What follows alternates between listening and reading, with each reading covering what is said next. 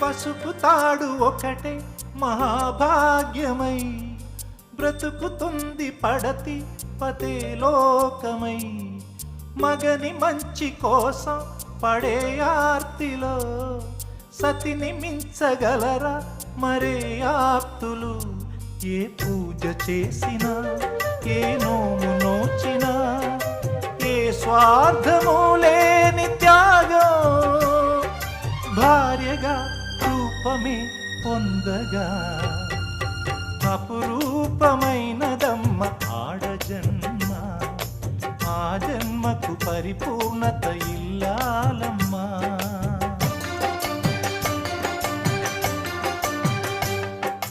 అపురూపమైనదమ్మ ఆడజన్మ, ఆ జన్మకు పరిపూర్ణత